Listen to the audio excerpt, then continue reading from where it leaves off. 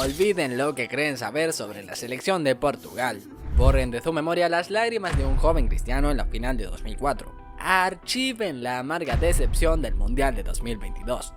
Y por el amor de Dios, dejen atrás la actuación mediocre y confusa de la Eurocopa 2024 que nos hizo a todos preguntarnos si el ciclo de una era gloriosa había llegado a un final patético. Lo que presenciamos en la reciente Nations League no fue una simple victoria en un torneo que los cínicos insisten en llamar un amistoso de lujo. No, aquello fue una declaración de intenciones. Fue un disparo de advertencia que ha resonado en todo el planeta fútbol. Cuando te plantas en una final contra una España que, bajo la batuta de Luis de la Fuente, juega un fútbol que es pura seda, con un mediocampo que te hipnotiza y te descompone, y no solo compites, sino que la miras a los ojos y la vences, algo fundamental ha cambiado, algo tectónico. El equipo de Portugal que se está gestando para el Mundial de 2026 no es simplemente otra generación dorada. Ya hemos caído en esa trampa antes, ¿no es así? Nos enamoramos de la generación de Luis Figo y Rui Costa, una orquesta sinfónica de talento puro que nos regaló obras de arte como esa remontada imposible de 3-2 contra Inglaterra en la Eurocopa 2000. Un partido que fue menos un partido y más un ballet de fútbol ofensivo. Pero aquel equipo de artistas se estrelló contra el muro de hormigón de la Francia de Zidane. Una elección dolorosa de que la belleza a veces no es suficiente para ganar guerras. Luego vivimos la tragedia griega en 2004 en casa, en Lisboa, con un adolescente llamado Cristiano Ronaldo viendo como un equipo con una fracción de su talento, una Grecia pragmática y rocosa, les robaba el trofeo en su propia fiesta. Fue una lección brutal, casi humillante, sobre cómo el exceso de confianza y la falta de colmillo te pueden devorar. El talento por sí solo no garantiza absolutamente nada. Y entonces, paradójicamente, llegó la epifanía en 2016. El equipo sobre el papel menos talentoso de las últimas décadas. El menos estético, el más criticado. Un equipo que se clasificó para las eliminatorias de la Eurocopa como uno de los peores terceros, con 3 empates insípidos en la fase de grupos. Ese equipo, contra todo pronóstico, levantó el trofeo. El secreto no era el talento desbordante, era el carácter. Eran un bloque de granito. Tenían una defensa que era un muro, un espíritu de sacrificio que rayaba en lo masoquista y un héroe improbable llamado Eder, quien, con el gol de su vida, silenció a toda Francia. Ese equipo nos enseñó la lección más importante de todas. La unidad y la determinación a menudo pesan mucho más que el talento individual. Entonces, ¿qué hace que este equipo de 2026 sea tan aterradoramente diferente? ¿Por qué hay motivos para un optimismo que bordea la certeza? La respuesta es simple y escalofriante, porque por primera vez en su ilustre historia Portugal no tiene que elegir entre el arte y la guerra, entre el talento y el carácter. Lo tiene todo y están ensamblando una auténtica bestia competitiva. Una máquina de fútbol total diseñada para conquistar. Empecemos por el epicentro de todo, el hombre que libra una batalla personal contra el tiempo y de alguna manera sigue ganando, Cristiano Ronaldo. Seamos brutalmente honestos, el Ronaldo del Mundial de 2022 y en gran medida el de la Euro 2024 era una sombra, un ancla. El equipo parecía jugar cohibido por su leyenda, con la obligación casi contractual de buscarle, de servirle, de regalarle un último momento de gloria. En ese proceso se olvidaron de lo más importante, jugar para ganar. Pero el Ronaldo que vimos en la Nations League es una criatura evolucionada. Es más inteligente, más letal, más consciente de su nuevo lugar en el ecosistema del fútbol. Ha aceptado que ya no es el superhéroe que debe recorrer 60 metros, regatear a 3 defensas y marcar. Ese capítulo ha terminado. Ahora es algo mucho más peligroso. Es el depredador definitivo, el jefe final de la partida.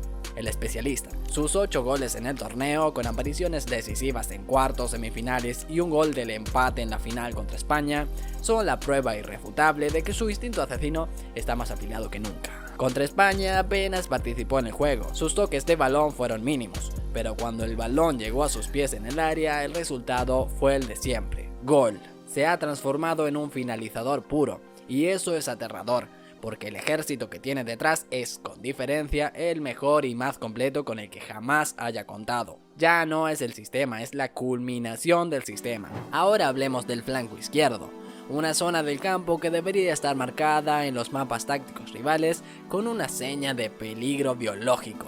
La sociedad que forman Nuno Mendes y Rafael Leao no es fútbol, es un abuso, es un código trampa insertado en el juego. Nuno Mendes ha dejado de ser una promesa para convertirse, sin discusión posible, en el mejor lateral izquierdo del planeta. La combinación de potencia física pura, una velocidad de sprint sostenida que desafía la física y una aceleración que deja a los extremos rivales clavados en el césped. Es algo que no se veía en esa posición desde las versiones más salvajes de Roberto Carlos o un joven Marcelo. Pero aquí está la diferencia crucial. Nuno es una fortaleza defensiva. Lo vimos en la Champions League, donde secó, humilló y metió en su bolsillo a Lamine Yamal, a Bukayo Saka y a Mohamed Salah, los tres mejores extremos derechos del mundo, reducidos a la más absoluta intrascendencia. Y mientras realiza esta labor de destrucción, tiene la capacidad de transformarse en una locomotora ofensiva, subir la banda, pisar el área rival y marcar goles o dar asistencias. La jugada del gol del empate contra España es la síntesis perfecta de su juego. Una carrera explosiva que rompe líneas, seguida de una decisión inteligente y una entrega precisa. Es el lateral total. Y a su lado, en esa misma banda, opera Rafael Leao, el genio sonriente, el jugador que los analistas de Excel tachan de inconsciente. Saben que la inconsistencia es un lujo que Portugal ahora puede permitirse, porque en un día bueno Leao es simplemente imparable. No es un jugador, es un evento. Cuando coge el balón y arranca con esa zancada elegante y poderosa, los defensas entran en pánico. Es un jugador de Rolls Royce, capaz de crear una obra de arte de la nada. Y si Leao tiene un día de descanso, ¿qué pasa? Absolutamente nada, porque desde el banquillo pueden saltar al campo dos demonios de la velocidad como Pedro Neto o Francisco Conceição. Dos extremos puros, incisivos, regateadores, perfectos para destrozar a defensas cansadas en los últimos 20 minutos. Portugal ya no depende de la inspiración de un solo hombre en ataque, tiene un arsenal completo. Pero el verdadero salto cuántico, la razón fundamental por la que este equipo está destinado a la grandeza, reside en su corazón, en la sala de máquinas, el centro del campo. Durante décadas, Portugal ha tenido mediocampistas de una calidad técnica sublime, pero a menudo les faltaba equilibrio, el músculo o la astucia táctica. Ya no, ahora poseen la que es potencialmente la pareja de mediocentros más completa, inteligente y dominante de Europa, Vitinha y João Neves. Vitinha es el cerebro. Thierry Henry, un hombre que sabe un par de cosas sobre fútbol, no estaba exagerando cuando dijo que juega un deporte diferente.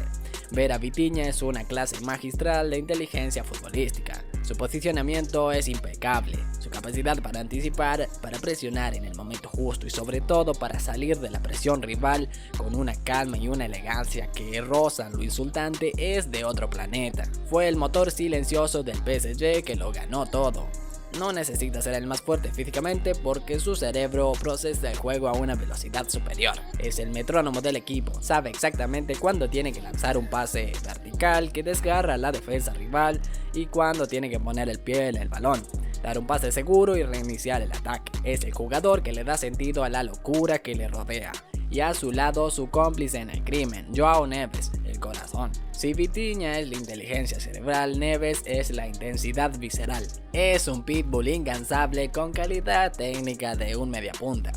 Su capacidad para cubrir cada centímetro de césped, para lanzarse a cada duelo como si fuera el último y para salir de ellos con el balón controlado es un prodigio. Es más agresivo que Vitinha en la recuperación, lo que los convierte en una pareja simbiótica, perfectamente equilibrada. Uno inicia la presión y el otro la completa. Uno construye con pases cortos y seguros, el otro puede romper con una conducción. Juntos en el PSG formaron un doble pivote que simplemente ahogó a todos los mediocampos de Europa. Que Roberto Martínez los alinee juntos en el 11 titular de Portugal no es una opción táctica, es una obligación existencial. Es la base de granito sobre la que se puede construir un equipo campeón del mundo. Y como si esa pareja no fuera suficiente, por delante de ellos, con libertad para crear, está Bruno Fernández. Pero no el Bruno del Manchester United, ese jugador frustrado, sobrecargado y a menudo caótico. No, este es el Bruno de la selección, liberado de la presión de tener que ser el único salvador. Con Vitinha y Neves guardándole las espaldas y un arsenal de talento por delante, Bruno puede dedicarse a lo que mejor sabe hacer: llegar al área, filtrar pases mortales y desatar su brutal disparo de media distancia. Ya no es el protagonista desesperado que intenta ganar el partido solo. Es una pieza de lujo, un arma devastadora en un engranaje que ya funciona a la perfección. Incluso la defensa, ese talón de Aquiles histórico de las generaciones más talentosas de Portugal, ha alcanzado un nivel de solidez y profundidad que infunde respeto. Con un líder de clase mundial como Rubén Díaz comandando la saga y la consolidación de talentos generacionales como Antonio Silva y Gonzalo Inácio, Portugal ahora tiene una mezcla ideal de experiencia, liderazgo y juventud para construir una muralla defensiva.